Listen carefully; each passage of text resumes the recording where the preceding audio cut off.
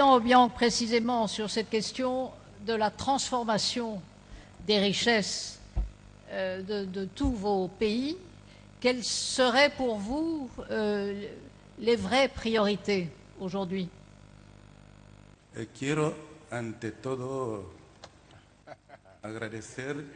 J'aimerais avant tout remercier et féliciter mon frère Ali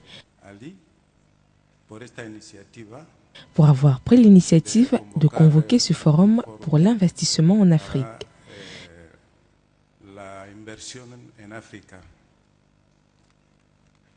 J'aimerais également féliciter tous les participants parce que je crois que vous avez l'intérêt d'aider au développement de l'Afrique.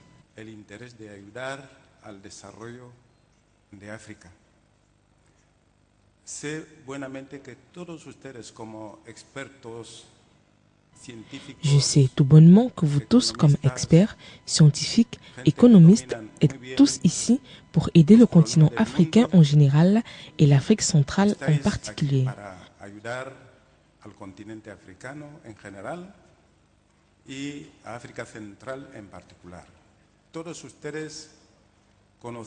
Vous tous connaissez la maladie dont souffre le continent africain et je ne crois pas qu'il soit positif de juste critiquer le continent africain, ses dirigeants, de mal gérer les ressources de leurs États. Je crois qu'une contribution comme la vôtre pourrait aider à sauver le continent africain. Il est question ici d'évoquer la fameuse citation du gagnant-gagnant. Je suis tout à fait d'accord, mais vous savez parfaitement que l'Afrique a été le continent porteur de ressources en Europe, au monde occidental.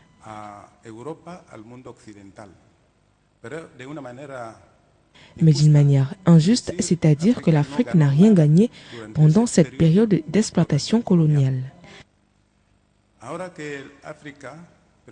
À présent que l'Afrique prétend être souverain, indépendant, je pense qu'il faut changer la physionomie des visages, c'est-à-dire il ne faut pas envisager une théorie d'exploitation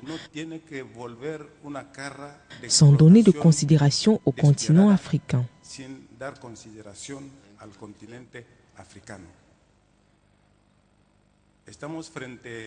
Nous sommes face aux grands hommes qui peuvent aider à changer le monde.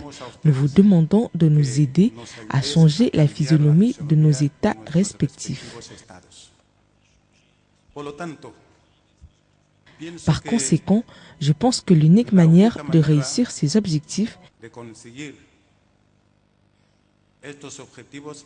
une coopération sincère, une collaboration sincère est nécessaire parce que le continent africain continue encore d'être victime de quelques dépravations,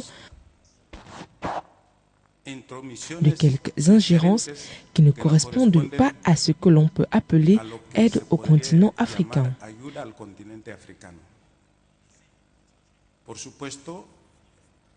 Naturellement, parlant de paix, je ne pense pas qu'il puisse y avoir un bon développement dans une nation qui manque de paix. Premièrement, nous devons donner la priorité à la paix. Je peux vous donner l'exemple de la Guinée équatoriale. En ce moment, nous aspirons à l'émergence. Ceci grâce à la paix qu'a vécue la Guinée équatoriale durant ces dernières années. Par conséquent, un pays sans paix ne peut se développer. D'autre part, il faut qu'il y ait une assistance sincère. Il faut étudier la nature de la situation économique de l'Afrique. Naturellement, l'Afrique a des problèmes politiques, problèmes sociaux, problèmes économiques. Et il sera important que soit réalisée une étude minutieuse pour trouver des solutions à tous ces problèmes, car dans le cas contraire, nous serons toujours en train de naviguer dans le même camp. Par ailleurs, il faut cesser la discrimination parce qu'il y a une situation de discrimination vis-à-vis du continent africain, des Africains. Pour cela, l'Afrique ne peut pas émerger parce que ceux qui ont perdu leurs intérêts en Afrique sont ceux-là même qui, en ce moment, créent des problèmes au sein du continent africain. Pour cela, je pense que dès lors qu'on pourra trouver une assistance sincère, normalement adéquate, l'Afrique pourra réussir à émerger et surmonter les difficultés que, de nos jours, connaît notre continent. Naturellement, je peux traiter d'un thème ici sans laisser croire que je critique la presse, les ONG ou les gouvernements, à l'instar de la fameuse phrase qu'on a inventée sur les biens mal acquis. Je me pose la question de savoir qui a mal acquis les biens. Pourquoi on ne parle pas de l'exploitation coloniale qui a justement mal acquis nos ressources? Mais cependant, certains Africains qui prétendent avoir de bonnes relations avec les pays occidentaux commencent à parler de biens mal acquis. Et ce n'est pas uniquement l'Afrique, car pour ma part, j'ai des connaissances comme quoi les pays du Golfe, les pays de l'Europe de l'Est, sont des pays qui de nos jours ont acquis de nombreux biens en Europe, achètent des meilleures manutentions en Europe, mais personne ne parle d'eux. Mais cependant, dès qu'un Africain obtient un bien, une voiture, une maison en Europe, les ONG parlent du bien mal acquis.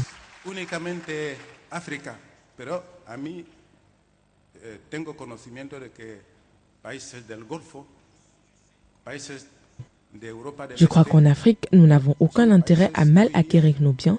Cette réflexion convient d'être dite lors de ce forum.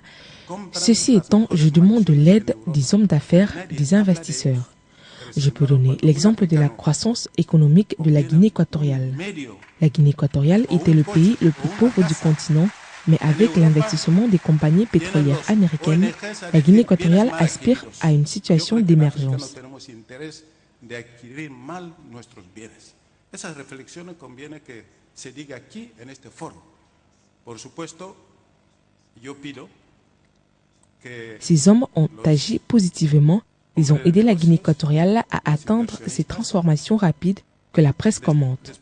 Nous sommes contents et nous pensons qu'il est temps de reconnaître l'investissement américain du secteur pétrolier, mais nous aimerons également que viennent des investisseurs d'autres secteurs, car nous avons des problèmes dans l'agriculture, l'éducation, la santé. Il est nécessaire qu'on fasse une conception pour les pays africains afin qu'ils puissent émerger. Pardon de m'être étendu et merci beaucoup, madame.